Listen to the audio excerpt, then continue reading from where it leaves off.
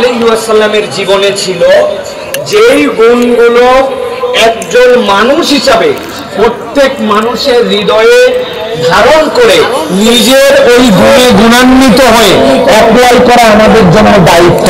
নবীর গুণের কোনো শেষ নাই, তৌহিদ পর্যন্ত আলোচনা করলে তার শেষ হবে না। কিন্তু নবী করিম সাল্লাল্লাহু আলাইহি ওয়াসাল্লামের ভিতরে এমন কমন কতকগুলো গুণ ছিল যেই গুণের কারণে একটা মানুষ অনন্য মানুষ হিসেবে গড়ে উঠতে পারে। অতএব অনেক গুণাগুণের সাথে আমরা আমাদের জীবনে এই গুণাগুণগুলো হৃদয়ে ধারণ করার জন্য চেষ্টা করব। আর দ্বিতীয়ত বলবো, রাসূল সাল্লাল্লাহু আলাইহি ওয়াসাল্লামকে মুহাব্বত করা কেন জরুরি। মুহাম্মদ সাল্লাল্লাহু আলাইহি ওয়াসাল্লামকে মুহাব্বত যদি না করি তাহলে আমাদের দুনিয়া আখিরাতে কতটুকু ক্ষতি, এই দুইটা চ্যাপ্টারের উপরে সংক্ষিপ্ত কিছু কথাবার্তা বলার জন্য নিয়োগ করেছি।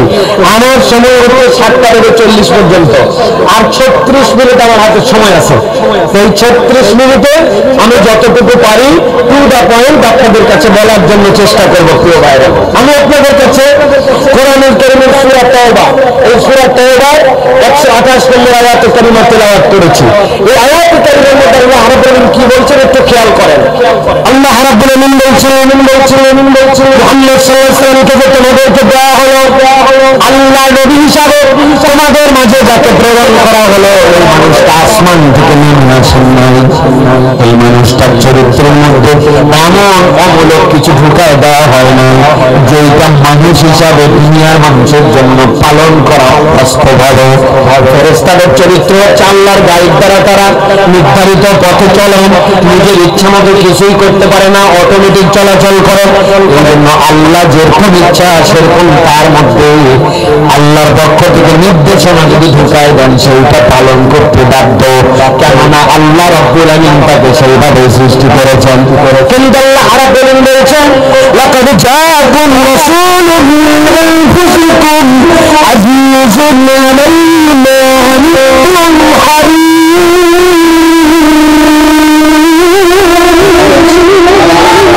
আল্লাহ রাব্বুল বলেছেন যিনি মুহাম্মদ রাসূলুল্লাহ সাল্লাল্লাহু আলাইহি ওয়াসাল্লাম, তিনি তোমাদের মধ্যে থেকে এসেছেন। আল্লাহ রাব্বুল আলামিন যাকে তোমাদের মধ্যে থেকে প্রেরণ করলেন, আল্লাহ বললেন ওই মানুষটার কতগুলা গুণাগুণ আছে, এর মধ্যে একটা হচ্ছে হারিসুন আলাইকুম বিল মুমিনিনা রাউফুর রাহিম। আমার নবী এমন দয়াদ্র, আমার নবী এমন পরিমাণ উম্মতে মুহাম্মাদের যারা মুহাম্মাদের মধ্যে থেকে উম্মতের মধ্যে থেকে যারা মুমিন তাদের প্রতি আল্লাহ নবী সাল্লাল্লাহু আলাইহি ওয়াসাল্লামের দিলের মধ্যে আল্লাহ এমন দান করেছেন, এমন ক্ষমতা ঢুকাই দিয়েছেন। আল্লাহ বলছেন আমার নবীর যত গুণাগুণ থাক না কেন আল্লাহ রাব্বুল আলামিন নবীকে নরম নম্র করে তৈরি করেছেন।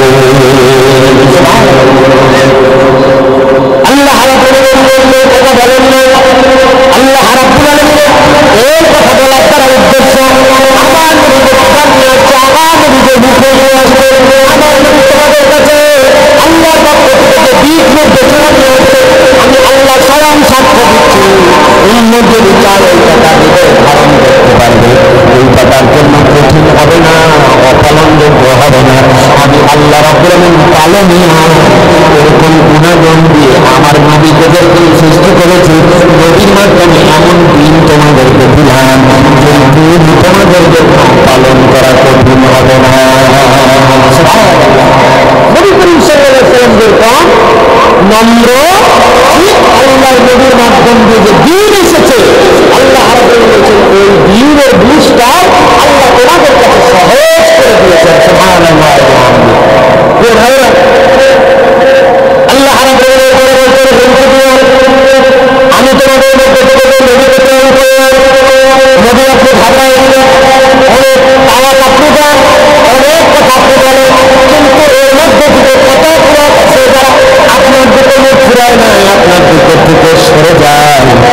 আল্লাহ নবীদের মধ্যে কষ্ট পান, কিন্তু আল্লাহ বলছেন তাদেরকে বলে রাখেন তোমরা যদি মুখ ঘুরায় না নবীর আদর্শ জানা দেওয়ার পরে যদি সেইটা পালন না করো, দুষ্ট প্রদর্শন করো, একটা বুঝদার করাও, আমারও মাথায় কিছু বুঝ আছে। ইসলামের বুঝে একমাত্র বুঝ নাকি, নবীর বুঝে একমাত্র বুঝ নাকি, আমারও দেখতে বুঝ আছে। আমার আল্লাহ রাব্বুল আলামিন বলছেন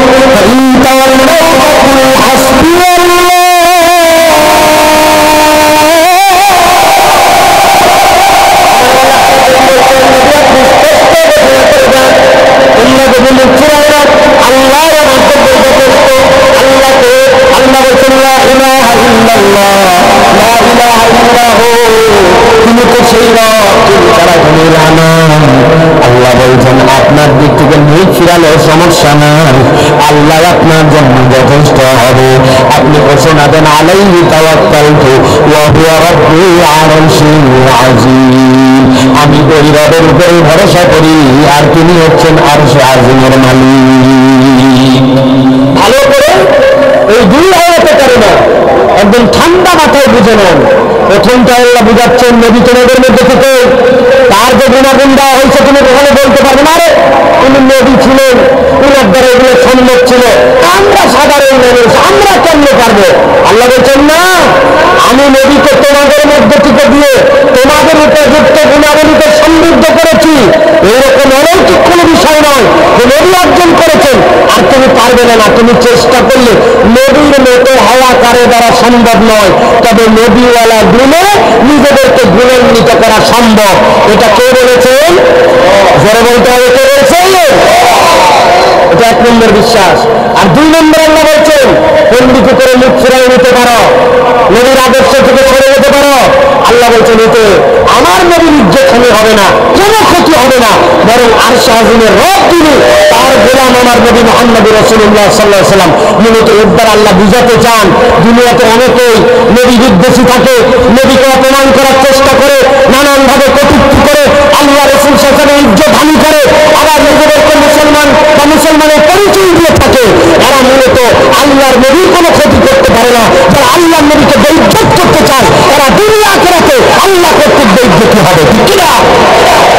অতএব প্রিয় ভাইয়েরা, এই দুইটি বিষয় আমাদের মাথার মধ্যে ধারণ করতে হবে। প্রিয় ভাইয়েরা, এখন আমি আপনাদের কাছে সংক্ষিপ্ত সময়ে যে গুণাগুণের কথা বলতে চাই সেই বিষয়গুলি একে একে টু দ্য পয়েন্ট আপনারা মাথার মধ্যে, আমরা মাথার মধ্যে নেওয়ার চেষ্টা করব। এক নম্বর, উম্মতের প্রতি নবী আকরাম সাল্লাল্লাহু আলাইহি ওয়াসাল্লামের একটা দিল ছিল, যেই দিলটা ছিল সহানুভূতি।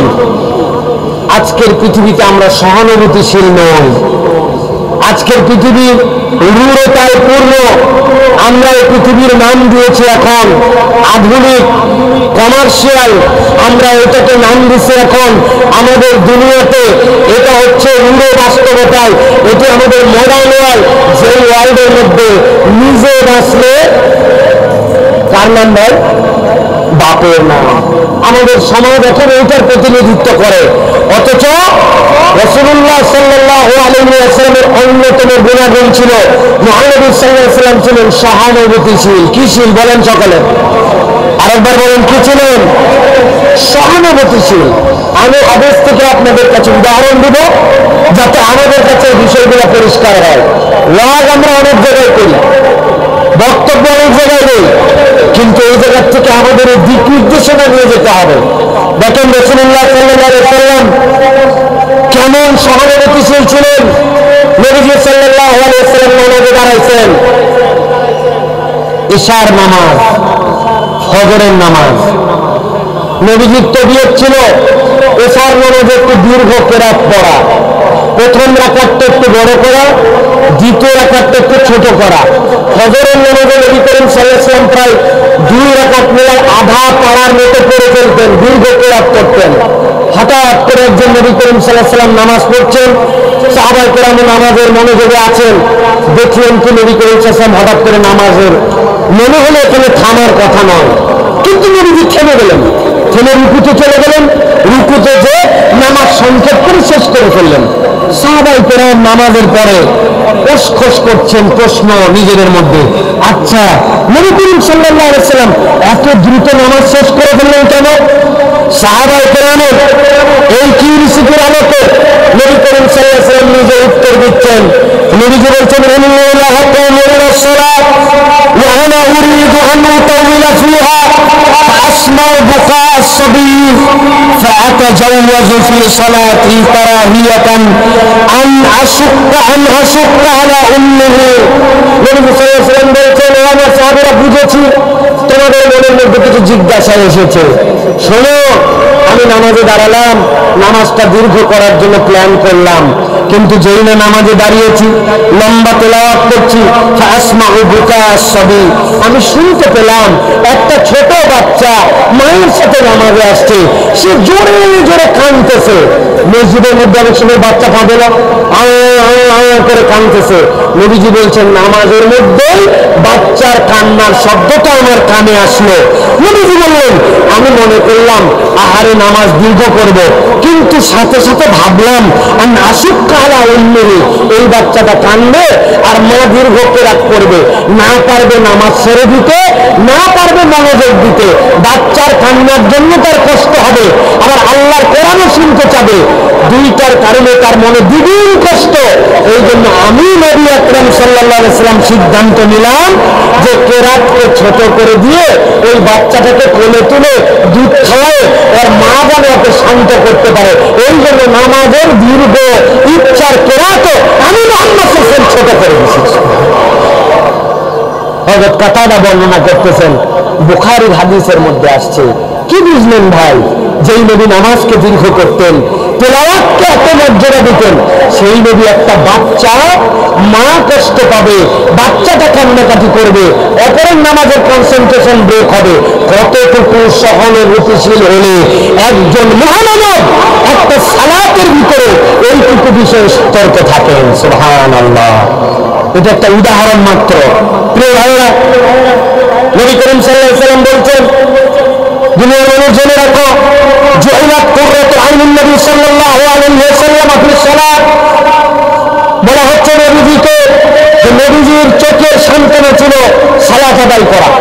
নবীজি সালাতের মধ্যে যেই সান্ত্বনা তার হৃদয়ের মধ্যে পেতেন, যেই চোখের শীতলতা নবীজি পাইতেন, নবীজির পুরা জীবনে আর অন্য কোনো আমলের কম ছিল না।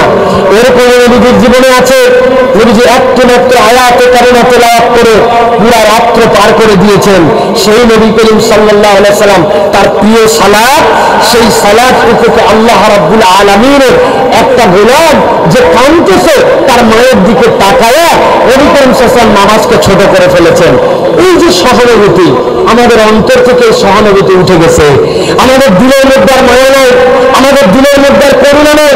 আমরা কেমন জানি এখন সকলে এমন হয়ে গেছি যে আমরা যেন সকলে একটা রোবট, আমাদের মধ্যে আর মনুষ্যত্ব নাই।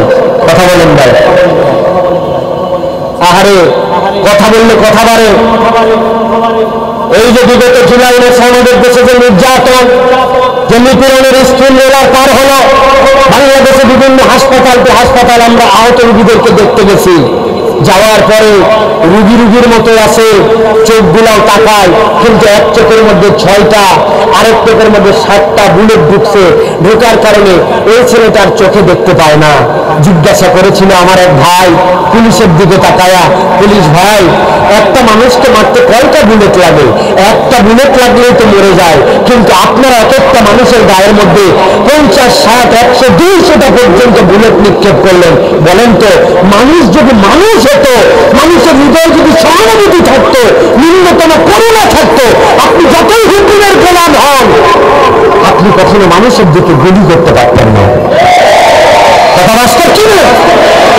কতটুকু রুরাল, কতটুকু কুররাল হয়ে গেছে আমরা, যে আমরা মানুষকে এইভাবে হত্যা করেছি, মানুষকে এরকম ভাবে নির্যাতন করেছি। কেবল কি তাই?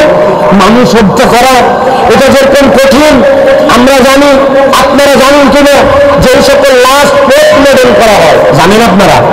পোস্টমর্টেম যারা করে এরা অধিকাংশই, আমরা যেগুলো সাক্ষাৎকার এখন পর্যন্ত যতটুকু দেখেছি শুনেছি অতটা অভিজ্ঞতায় আছে, এরা নাকি মদ খায়, অন্যান্য এমন কিছু খায় যেটা খেলে তার ব্রেন স্বাভাবিকভাবে কাজ করে না, এরকম কিছু খেয়ে এই কাজগুলি তারা করে। কিন্তু আমাদের জিজ্ঞাসা, মানুষকে হত্যা করার পরে এদেরকে লেগুনের মধ্যে, ট্রাকের মধ্যে উঠানোর পরে কারা তারা, যারা কি মদ খেয়েছিল না কি খেয়েছিল, যে ওই লাশগুলাকে, মুসলমানের লাশগুলাকে, কতগুলা মৃত নয় অর্ধনিত ওই লাশগুলাকে আগুনে পুড়িয়ে দেওয়ার মতো এইরকম নিচু মানসিকতা রাখে, এরা আসলে মানুষ না অন্য কিছু, এটা আমাদের চিন্তা করার সময় আসছে, ঠিক না? আর কারা এদেরকে অমানুষ বানালো? কোন আদর্শ এদেরকে অমানুষ বানালো?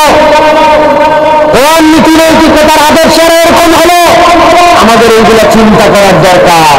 সিরার পাঠ কেবল এইটুকুই নয়, যেই জাতি শেষ হয়ে যাচ্ছে, যেই জাতির প্রশাসন তার মানুষকে মানুষ মনে করতেছে না, ওদের কাছে নতুন করে এখন দাবি করতে হবে যে তাদের নৈতিকতার পাঠ ছাড়া এই মানুষকে আর প্রশাসনে নিয়োগ দেওয়ার আর সুযোগ নেই।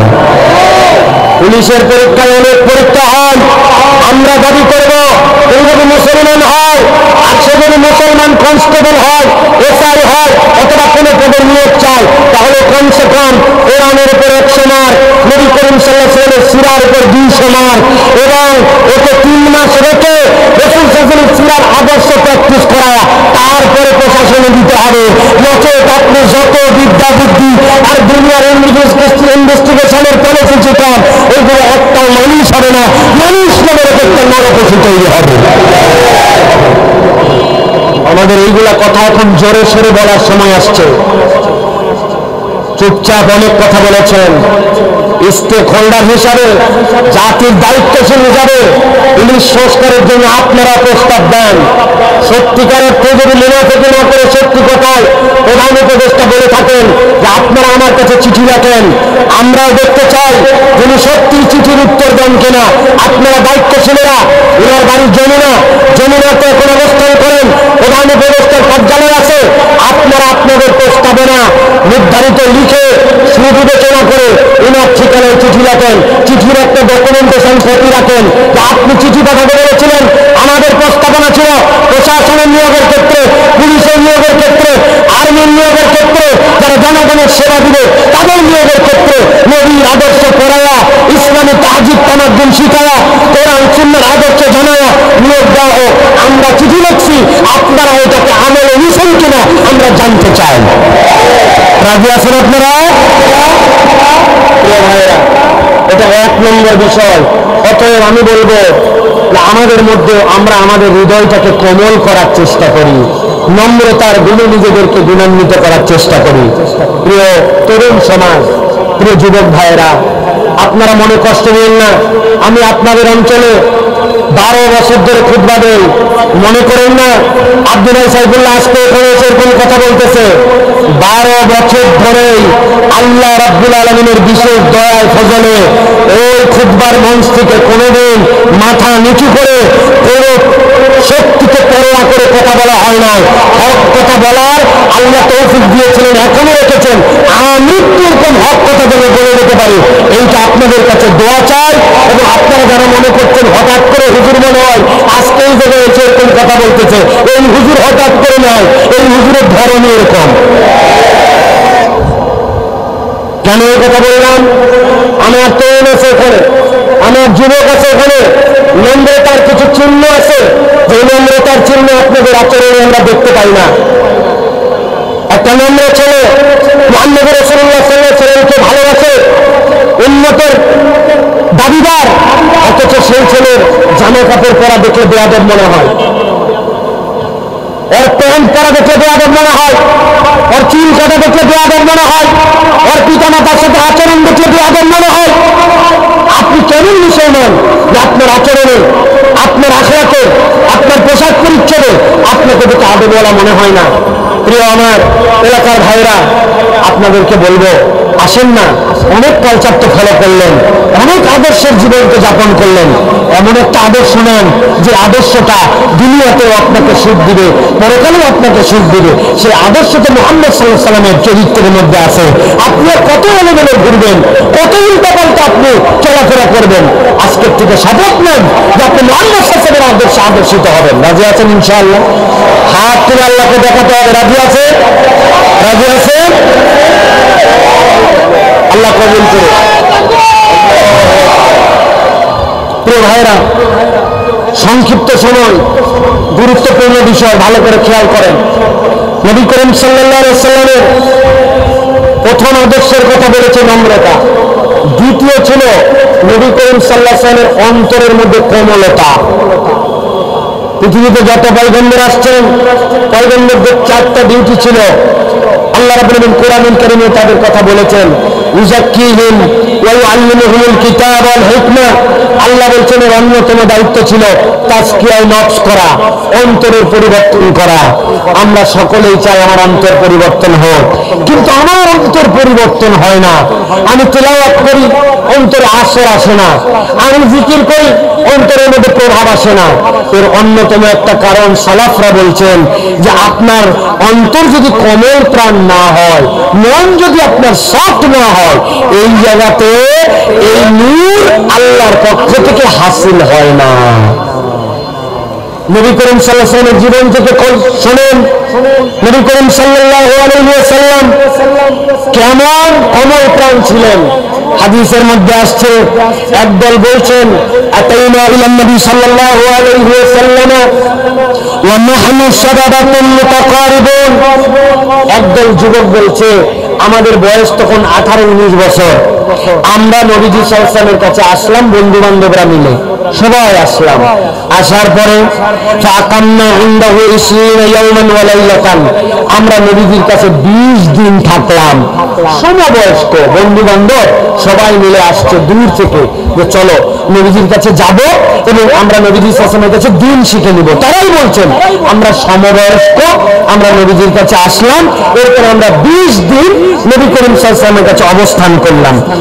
তারা বলছেন ওয়া কানা রাসূলুল্লাহ সাল্লাল্লাহু আলাইহি ওয়াসাল্লাম রহিমান রফিকান, নবীজি ছিলেন অতিশয় দয়াদ্র, অতিশয় কোমল প্রাণ। আমরা বুঝতাম, কিন্তু আমাদের মনে মনে একটু চিন্তা, পরিবার ছেড়ে আসছি, বাপ মা ছেড়ে আসছি, একদিন 2 দিন করতে করতে দিন শিখার জন্য 20 দিন আসে। নবীজি আমাদের অনেক স্নেহ করেন, অনেক আদর করেন, নবীর কাছে থাকলে ভালো লাগে। কিন্তু বাপ মা আছে, পরিবার আছে, ইয়াং মানুষ, 20 দিন ধরে আসি, কেউ কাউকে বলে নাই, কিন্তু ভিতরে ভিতরে এরকম একটা চিন্তা আসছে। ফালাম্মা জান্না, তারা বলছেন আমরা যখন ধারণা করলাম যে আমরা আমাদের পরিবারের কাছে গেলে মনে হয় আমাদের ভালো লাগবে, আমাদের একটুখানি শান্তি লাগবে, আশ্চর্য হয়ে গেলেন তারা। আমরা ইয়াং, আর নবী করিম সাল্লাল্লাহু আলাইহি ওয়াসাল্লামের বয়স তখন 60 বছরের কাছাকাছি। হঠাৎ করে নবী করিম সাল্লাল্লাহু আলাইহি ওয়াসাল্লাম আমাদের কাছে আসলেন। আসার পরে বললেন সাআলনা আম্মান তারাকনা বা'দানা, এই যুবকেরা তোমরা বাড়িতে কাদেরকে রেখে আসছো? তোমাদের বাড়িতে কার কে আছে? এই বলতেছে আমার শুধু আব্বা আছে, আরেকজন বলছে আমার আব্বা আম্মা আছে, আরেকজন বলছে আমার একটা ছোট ভাই আছে। মানে তারা যেন ভিতরে তরপাত ছিল যে কখন এই কথাটা নবীর কাছে বলবে, কিন্তু তারা আশ্চর্য হয়ে দেখলো যে নবী এসে জিজ্ঞাসা করলেন এই তোমরা বাড়িতে কাদেরকে রেখে আসছো? তোমরা তো 20 দিন ধরে এখানে আসো, কোনোদিন আমার কাছে বলেও না কবে যাবে না যাবে, ওই আসো এখান থেকে। সুবহানাল্লাহ। নবী করিম সাল্লাল্লাহু আলাইহি ওয়াসাল্লাম তাদেরকে বললেন, এরপরে ফাখবারনাহু, আমরা আমাদের পরিবারের খবর দিলাম। এরপরে ক্বালা ইরজু ইলা আহলিকুম, আর থাকবে না এখানে, 20 দিন অনেক থাকছো, এখন যাও, যে তোমরা তোমাদের পরিবারের কাছে চলে যাও। ওই সাহাবায়ে কেরাম বলছেন এত সাহাবী, আবু বকর, ওমর, ওসমান, কত আমাদের বয়সী সাহাবী, কত মানুষ বিভিন্ন জন বিভিন্ন কিছু তালিম দিলেন, কিন্তু কেউ আমাদের কাছে জিজ্ঞাসা করলেন না। কিন্তু নবী এমন কোমল প্রাণ যে একটা তরুণ, একটা যুবক, তার হৃদয়ে কি চলতেছে আল্লাহ নবী এটাও অনুভব করলেন। অনুভব করে তাদেরকে বললেন যাও তোমরা বাড়ি চলে যাও, আবার সময় মতো এসো। সুবহানাল্লাহ। কথাটা কত সহজ না? এর মধ্যে কি মেসেজ আছে? এটার মধ্যে মেসেজ আছে তরুণ, মুহাম্মদ সাল্লাল্লাহু আলাইহি ওয়াসাল্লাম তোমার অন্তর বুঝতেন, আমার অন্তর বুঝতেন, তোমার আমার উপরে এমন কিছু আদর্শ চাপাই দিয়ে যান নাই যেটা তোমার মনে হবে, আমার মনে হবে যে আমি এটা করতে পারবো না, এটা করলে আমাকে আনস্মার্ট লাগবে, এটা আমার দ্বারা অবাস্তব। অনেক তরুণ আছে, অনেক যুবক আছে, আমি বলি মুখে দাড়ি রাখো না কেন? বাপ মানা করছে না, মা মানা করছে না, স্কুলে নিষেধ করে না, তো তোমার দাড়ি নাই কেন মুখে? হুজুর আনস্মার্ট, আনস্মার্ট কি লাগে? হে তরুণ, হে যুবক, ভালো করে বোঝো, তুমি দাড়ি না রাখতে পারো, তোমার দ্বারা হয়তো সম্ভব নাও হতে পারে, কিন্তু তুমি যদি মনে করো তোমার মুখে দাড়ি রাখতে তোমাকে আনস্মার্ট লাগে, তাহলে পৃথিবীতে যেই মানুষ স্মার্টনেসের মানদণ্ড আল্লাহ যাকে চূড়ান্ত আদর্শ মানুষ বলেছেন, তুমি তাহলে ওই রাসূলুল্লাহ সাল্লাল্লাহু আলাইহি ওয়াসাল্লামকে আনস্মার্ট বললে, আর আল্লাহর নবীকে কেউ যদি আনস্মার্ট ভাবে তার ঈমান থেকে বের হয়ে যাওয়ার সম্ভাবনা আছে। এত সস্তা ভাবেন না, সবকিছুর সাথে এত সহজে মিলাই ফেলেন না। নবীজি নিষেধ করলেন, মাসফালা মিনাল কাবাইনি ইজারু ফিন্নার, তুমি তোমার টাকনুর নিচে কোনো কাপড় পরতে পারো না। আপনি বলতেছেন টাকনুর উপরে পড়লে আনস্মার্ট লাগে, তার মানে আপনি কি বুঝালেন? নবীজি আপনার মন বোঝে নাই। নবী করিম সাল্লাল্লাহু আলাইহি ওয়াসাল্লাম বুঝাইছে বুড়া বয়সে যায় টাকনুর উপরে উঠার লাগবে, ইয়াংদের জন্য এটা নয়। আপনি তাহলে আল্লাহ নবীর আদর্শকে অস্বীকারী হয়ে যাবেন। এই জন্য বলছি, নবীজি যুবকদের মন বুঝতেন, তরুণদের মন বুঝতেন। যেই সময় যুবকদের মন কেউ বুঝে নাই, মুহাম্মদ সাল্লাল্লাহু আলাইহি ওয়াসাল্লাম বুঝে তাদেরকে বাড়ি পর্যন্ত পাঠাইছে। আর আপনি বলতেছেন ওই নবী আপনাকে না বুঝে বাড়ি রাখার কথা বললো, টাকনুর উপরে কাপড় উঠানোর কথা বললো, পিতা মাতার নির্দেশ মেনে চলতে বললো, ছোটদেরকে স্নেহ করতে বললো, বড়দেরকে সম্মান করতে বললো। আপনার মধ্যে এগুলো কোনো আদর্শ নেই। আপনি পরিচয় দেন আমি একজন মুসলমান তরুণ, আপনি মুসলমান প্রকৃত তরুণ হতে পারেন নাই। পারেন নাই। আপনার মা ফোন করছে, ওই যে কোনার চাপের দোকান আছে, চাপের দোকানে বন্ধুদের সাথে আড্ডা দিয়ে একটা বিড়ি ধরাইছেন। মা বলছে বাহিরে ভাবিস না, বাড়িতে চলে আয় বাবা, পরিবেশ ভালো না। আপনি মারে ঝাড়ি দিয়ে বলছেন কখন বাড়িতে আসা লাগবে আমার জানা আছে, বেশি কথা বললে আজকে বাড়িতে ফিরবো না। আপনার বাপ মা টেনশনে পড়ে বলছে বাবা যখন মন চায় আসিস, তাও বাড়িতে আসিস। এরকম বেয়াদব ছেলে পেলে আমাদের পড়লে দিতে নাই। কি বলেন রে ভাই? বলছে 200 টাকা দাও, চুল কাটতে যাবো। চুলের আশপাশে সেলুন আছে কিনা দেখতে পাচ্ছি না, থাকার কথা। সেলুনের সামনে যে ছাট আর কাঠ, কোনটা থাপ্পড় কাঠ, কোনটা হচ্ছে মুরগি কাঠ, কোনটা হাঁস কাঠ, কোনটা হচ্ছে কুত্তার লেজ, কাদার মধ্যে ভিজে দেওয়ার পরে যখন গু লাগার পরে শুকানো যায়, যেরকম লম্বা সাইজ হয়, ওইটা 60, খ্যাকশিয়াল 60, সজারু 60 আছে ভাই। 200 টাকাতে চুল কাটে বাড়িতে ফিরছে। এরপরে মা বলছে বাবা এটা চুল কাটা হলো। বলছে বেশি কথা বলে না, তুমি কি স্মার্টনেসের বোঝো, বেশি কথা বললে বাড়িতেই থাকবে না। আমাদের এলাকায় এরকম বেয়াদব ছেলে পেলে আছে না? তরুণ আর যুবক মুহাম্মদ সাল্লাল্লাহু আলাইহি ওয়াসাল্লামের উম্মত হিসেবে দাবি করতেছি, অথচ রাসূল সাল্লাল্লাহু আলাইহি ওয়াসাল্লামের আদর্শ আপনার আমার মধ্যে নাই। আমি আজকের থেকে বলবো, প্রিয় তরুণ এবং প্রিয় যুবক, আসেন না, অনেক দিকেই দৌড়ালেন, অনেক দিকেই দাবড়ালেন, মন কি চায় না যে আমার নবীর আদর্শে আমি একজন ভালো তরুণ হই, আমি একজন কোমল প্রাণ, আমার পিতামাতার চোখ শীতল হয়ে যাবে, এরকম আদর্শ একটা সন্তান হই। এই আদর্শিক সন্তান হওয়ার জন্য যেই অন্তর দরকার, ওই অন্তরটা হবে আপনার আমার জন্য কোমল প্রাণ।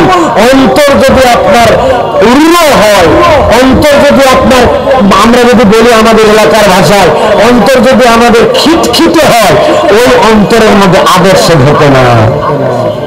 প্রিয় ভাইয়েরা, 3 নম্বর এবার বলবো, প্রিয় ভাইয়েরা, নবী করিম সাল্লাল্লাহু আলাইহি ওয়াসাল্লাম কেবল ভদ্রদের সাথেই যে চলাফেরা করছেন এরকম না, অভদ্রদের সাথে কিভাবে নবী করিম সাল্লাল্লাহু আলাইহি ওয়াসাল্লাম ভদ্র আচরণ করতেন, এটা আমাদের প্র্যাকটিস করতে হবে। সব মানুষ আপনার আমার মনের মতো হবে না, হবে ভাই? দুনিয়ার সব মানুষ আমার মনের মতো হবে? সবাই এসে আমাকে আদর দেখাবে, সবাই ভদ্রভাবে কথা বলবে, এটা বাস্তবসম্মত কথা নয়। বরং কিছু মানুষজন অভদ্র আচরণ করবে। নবীজির সাথে কেমন অভদ্র আচরণ করা হয়েছিল আমরা ছোট্ট 2টা উদাহরণ দিব, ভালো করে খেয়াল করেন।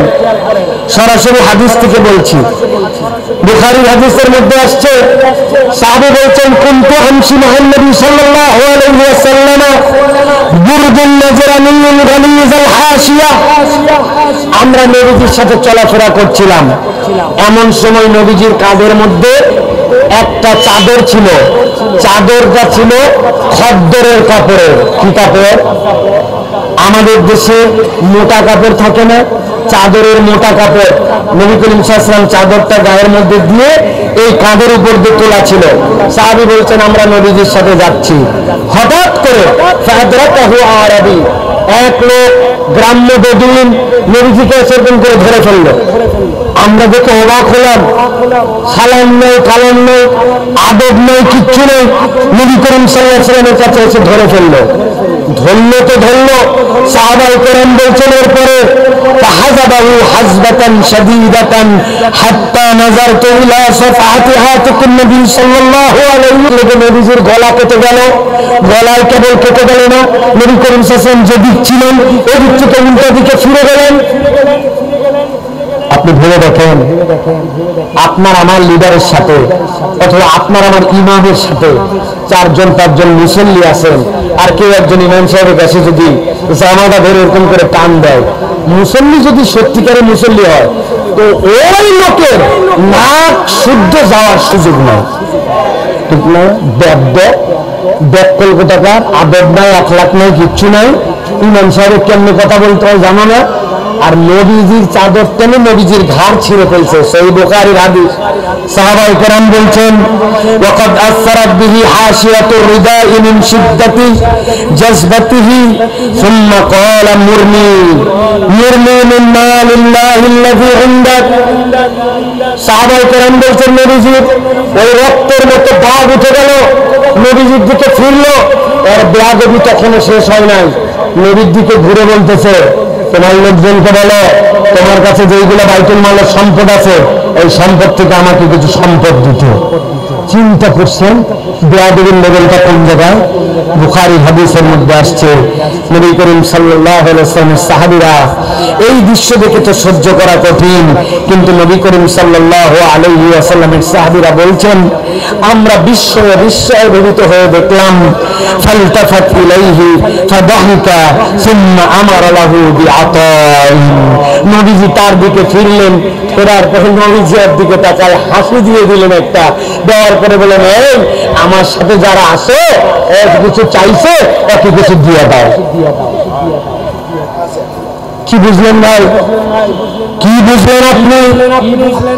একটা মানুষ কি পরিমাণ নিজের মধ্যে আদর্শিক বিপত্তায় পৃথিবীর বুকে কিয়ামত পর্যন্ত আদর্শ স্থাপনে একজন মূর্খ জাহেল অভদ্র আপনার বিরোধিত মত সম্পন্ন মানুষ তাকে কিভাবে সবচেয়ে সহনশীলতায় আপনাকে সম্মান করতে হবে, তার এই মূর্খতাকে ইগনোর করতে হবে, তার এই অজ্ঞতাকে পাশ কাটাতে হবে, তার এই মূর্খতার প্রতিবাদে তার প্রতি অন্যায় অবিচার প্রতিশোধের মানসিকতা ত্যাগ করে এবারে মানুষের প্রতি কতটুকু ভালোবাসা দেখাতে হবে এইটার আদর্শ দেখাই গেছে মুহাম্মদ রাসূলুল্লাহ।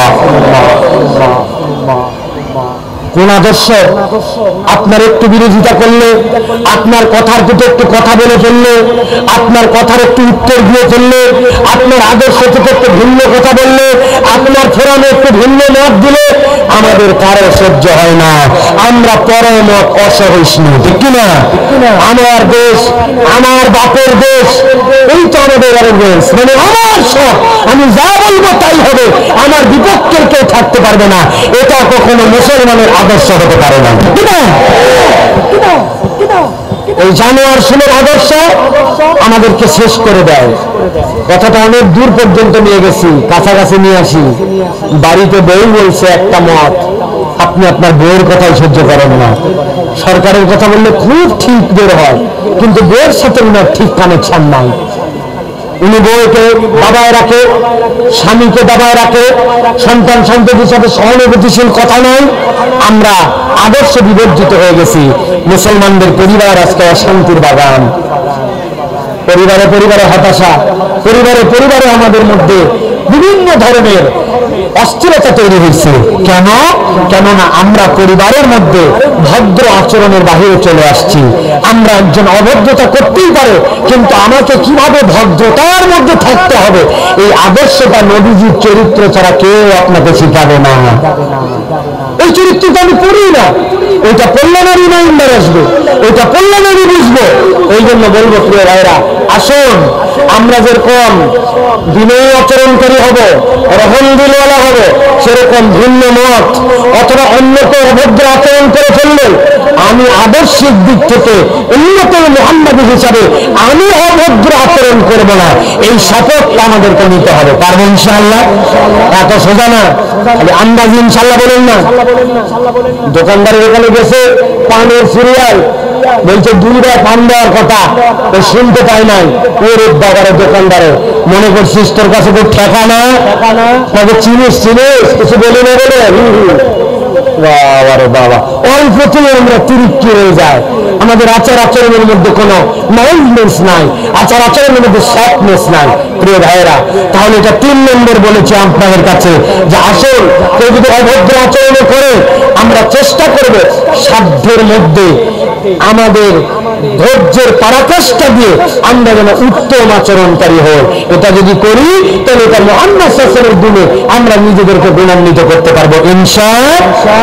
আল্লাহ যেন আমাদেরকে তৌফিক দান করেন। প্রিয় ভাইয়েরা, বিশেষ করে আমাদের অঞ্চলে আরেকটা কথা না বললেই নয়, আমাদের অনেক মাদ্রাসা আছে, এর মধ্যে তাহফিজ মাদ্রাসা আছে। আমাদের অনেক মাদ্রাসার শিক্ষকরা মনে করছেন হেফজখানায় কায়দা পড়ানোর জন্য, তারপরে আমপারা পড়ানোর জন্য, হেফজ করানোর জন্য পিটন দেওয়া মনে হয় সুন্নত নয়, মারা সুন্নত তো নাকি? ভাই, অনেক গভীর কথা, কিন্তু একটা জিনিস শুধু বলি, আল্লাহ রাব্বুল আলামিন নিজের পরিচয় দিয়েছেন, আর রহমান আল্লামাল কোরআন, খালাকাল ইনসান আল্লামাহুল বায়ান। আল্লাহর 99টা নাম আছে, ওয়ালিল্লাহি আসমাউল হুসনা। আল্লাহর কাহার নাম আছে, ওয়াহাব নাম আছে, আজিজ আছে, কাউই আছে, আল্লাহর কঠিন কঠিন নাম আছে। আল্লাহ আর রহমান আল্লামাল কোরআন, আল্লাহ কোরআন শিক্ষা দেন। এর আগে আল্লাহ রহমান নাম ব্যবহার করেছেন, আজিজ কাহার জব্বার ব্যবহার করেন না। অতএব কোরআনের শিক্ষক, ইসলামের শিক্ষক, ইসলামের আদর্শের শিক্ষক রুয় স্বভাবের হবে না, কঠিন স্বভাবের হবে না, বদরাগী হবে না। কোরআন শিখানোর মনে কোনো বাচ্চা কাচ্চার গায়ে হাত তোলা যাবে না। এটা আমাদের অনেকের মধ্যে বিরূপ প্রতিক্রিয়া তৈরি করছে। আপনাকে সত্য নরম দিলওয়ালা হতে হবে, এটা কোরআন শিখাচ্ছে আমাদের। অতএব আমরা যারা ইমাম, আমরা যারা খতিব, আমাদের চরিত্র সবার আগে সংশোধন করতে হবে। আমরা যারা ইসলামের ব্র্যান্ডিং করে বেড়াচ্ছি, আমার জুব্বা টুপি দেখে দেখে আমাদেরকে মানুষ মুসলমানিত্বের উপর লেভেল মনে করতেছে। সালাফরা বলতেন, ইমাম ইবনুল কাইয়িম জাওজিয়া রাহমাহুল্লাহ বলছেন, সালাফরা বলতেন, তোমরা ওই লোক দেখানো তাকওয়া থেকে হেফাজত করে নিজেদেরকে। লোকজন বলছে, লোক দেখানো তাকওয়া কি জিনিস? বলে, ওই তাকওয়া তোমার পোশাক পরিচ্ছদ দেখে মানুষ মনে করে তুমি মুত্তাকি, অথচ তোমার অন্তরের কোনো পরিবর্তনই হয় নাই। এইরকম মুসলমানিত্ব থেকে তোমরা বাঁচো। কি মনে হয় এখন আমাদেরকে দেখলে? বাপ রে, হুজুরের দাড়ি কি সুন্দর, টুপি সাদা, জুব্বা লম্বা, চাল চলন দেখলে সালাম কালাম, আতর ছাড়া ঘোরে না। বাপ রে বাপ, আমাদের হুজুর জীবন তো আল্লাহর ওলি, কিন্তু উনি যখন নিজের জীবনে, পরিবারের জীবনে, ব্যক্তি জীবনে, আচরণের জীবনে, ধার করছিল ধার ফেরত দেওয়ার জীবনে, কর্জ করার জীবনে, ব্যবসার জীবনে, ওই জায়গায় 2 নম্বর না, ওই জায়গায় নম্বরহীন। আসেন আমাদের এই হুজুর কেবল আমি হুজুর না, আমরা সবাই তো কোনো না কোনো সময় হুজুরের ভেষ ধরি। জুম্মার নামাজ পড়ার সময় তো টুপি পরে যাই, ঈদের নামাজ পড়ার সময় তো পাঞ্জাবি লাগায় যায়, মুখে তো সকলে কন্যাকে দাঁড়িয়ে রেখে দিচ্ছি। তো এই হুজুর তো আমরা কমন হুজুর, আর এই ভণ্ডামিটা এখন কমন ভণ্ডামি, ঠিক না? অনেক কথা আছে ভাই, অনেক কথা। একটা উদাহরণ দেব, এক লোক মুদিখানার দোকানদারি করে। এই লোক ওয়াজ শুনছে, দাড়ি রাখা ওয়াজিব, নবী দাড়ি কাটতে নিষেধ করছেন, দাড়ি কাটা হারাম, দাড়ি কাটলে ওয়াজিব তরফের গুনাহ হয়। কবরে যাওয়ার পরে জিজ্ঞাসা করা হবে, মান হাদার রাজুলুল্লাযী বুইসা ফী কবরিক, চেনে না কেউ লোককে দেখাতো কবরে যে আসছে। হাদিসের মধ্যে আসছে, মান নবিয়্যুকা, বলা হতে পারে, দেখানো হতে পারে যে এই নবী দেখো, নবীর মুখে এত বড় দাড়ি, আপনার মুখে কোনো দাড়ি নাই, কবরের মধ্যে আপনি কেমন আপনার নবীকে চিনবেন? এত সহজ না, অটো পাস হয়ে জায়গায় না যে বৈষম্য বিরোধী আন্দোলনের আগে 6 পরীক্ষার পরেরটা দিব না, জোর যার মুল্লুক চালায়া অটো পাস নিয়ে নিলাম, কবরে অটো পাস নাই। এই ওয়াজ শুনে একজন বড় দাড়ি রেখে দিছে, খুব ভালো কথা, দাড়ি রাখা ভালো। ওই লোক এখন মুদিখানার দোকানদারি করে, ফজরের নামাজের পরে গোসল করে মুদিখানার দোকানে গেছে, সকাল 7টায় দোকান খুলছে, দাড়ি ঘন দাড়ি, মুখের মধ্যে অনেক দাড়ির মধ্যে পানি আছে, দোকানে দাঁড়ায় দাড়ি ঝাড়তেছে। দাড়ি ঝাড়ার মধ্যে এক লোক আসছে, আসে দেখে দাড়ি পরিষ্কার করে, বাপরে বাপ, যাতা মুখটা কি মানুষ। বলছে ভাই আপনার দোকানে মসুরের ডাল আছে? দাড়ি ঝাড়তে ঝাড়তে বলছে আছে, মানে সামনে তো সব মসুর। বলছে ভাই এখন তো বিশ্বাস করা যায় না, কোনটা দেশি, কোনটা চাইনা, কোনটা ইন্ডিয়া। আমি তো 7 কেজি ডাল নিতে চাইছিলাম, কিন্তু আপনার মতো বিশ্বাসী দোকানদার ভাই 5 কেজি ডাল দাম বেশি মসুর। এই দাড়ির ঝাড়ি দেওয়া লোক, এই টাউটের টাউট, আগের দিনের দোকানের কর্মচারী ছিল। দেশি মসুর 100, কথার কথা, ইন্ডিয়ানটা 75, চাইনাটা 110। ও লাভ বেশি করার জন্য 3 কোয়ালিটির মসুর মিশাই প্রতি 40 কেজিতে 5 কেজি করে এক্সট্রা ভেজাল দিছে। যে আগে ফায়দা হতো 20, এখন হয় 30। দাড়ি ঝাড়ি দিচ্ছে আর এদিকে মসুর 1/2 কেজি নিতে আছে 5 কেজি। বলেন তো ভাই, এই দাড়িওয়ালা এই দাড়ি দিয়ে কবরে যাওয়ার পরে কার পাবে? কথা বলেন, পাবে? নবীজির সুন্নাত, নবীজির আদর্শ গ্রহণ করব, কিন্তু এটা যেন প্রতারণা না হয়। আল্লাহর জন্য না, দুনিয়ার জন্য না। আপনি দাড়িওয়ালা, টুপিওয়ালা, নামাজি, কিন্তু আপনি মিথ্যা কথা বলেন। আপনার বয়স হয়ে গেছে, বাপ কবে মারা গেছে, আপনি নবীর উম্মত দাবি করেন, কিন্তু এখন পর্যন্ত আপনি বোনের সম্পদ ফেরত দেন নয়, আপনার স্ত্রীকে পর্দা করেন না, মিথ্যা কথা বলে বেড়ান, আদর্শ খারাপ, আপনার মধ্যে কোনো চরিত্র ঠিক হয় না। এটা 1 নম্বর নয়, এটা 2 নম্বর মুসলমান। আমাদেরকে এই জায়গাটা ঠিক হতে হবে। আজানের জবাব যে কোনো একজন দেন। আমরা কথা শেষ করে ফেলবো সংক্ষিপ্ত সময়, প্রিয় ভাইয়েরা। আচ্ছা, এই আজানটা শেষ হোক, আমাদের কাছের মসজিদ একবারে 5 মিনিট না।